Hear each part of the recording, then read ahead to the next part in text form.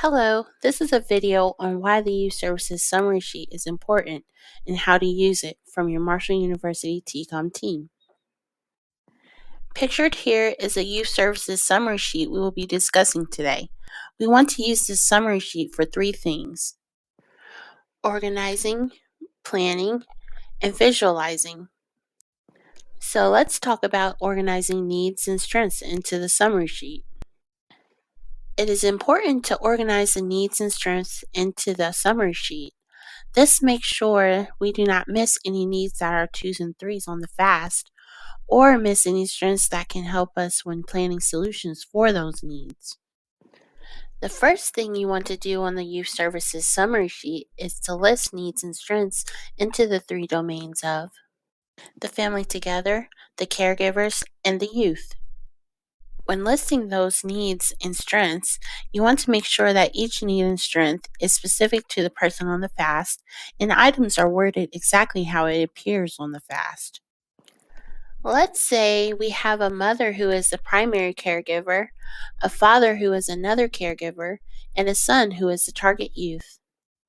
We would list each of their needs and strengths separately on this part of the summary sheet. For the primary caregiver and for the completed FAST, we would pull over all the needs and relevant strengths and list them here. You would pull over all areas needing action or 2s from the FAST and list them in this categories box for the primary caregiver.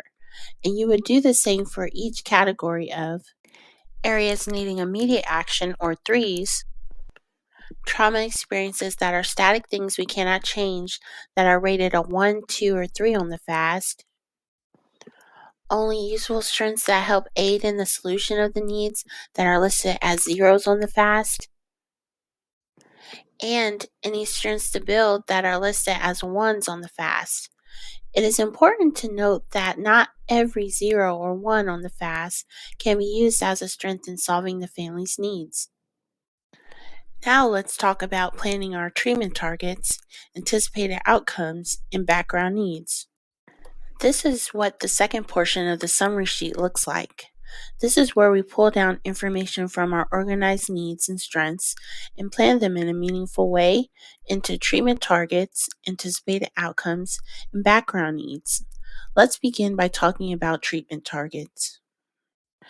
Treatment targets are the root causes of behavioral issues and problems we want to wrap services around to alleviate the other issues we've identified.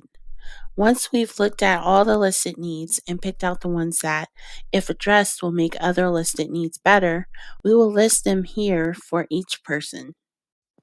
Now let's talk about anticipated outcomes. Anticipated outcomes are the listed needs that get better as a result of wrapping services around our treatment targets. So once we've looked at the listed needs and identified and labeled our treatment targets, we will bring down the identified anticipated outcomes and list them here for each person. And lastly, let's talk about background needs. Background needs are static needs that have happened and cannot change. These needs often include trauma experiences and give context to services we will wrap around our treatment targets. Once we've identified our background needs, you will list them here for each person. Now that we've organized and planned out our needs and they are easily recognizable to the family team, we want to sketch out those needs into our shared vision. Our shared vision is an understanding of the needs of the family, how they began, and what we want to do to improve them. Using the summary sheet components already filled out, you will enter your shared vision here. In summary, we talked about why the Youth Services Summary Sheet is important and how to use it. This sheet can help you get organized, plan, and visualize, and then share this with the family team. Thank you for watching.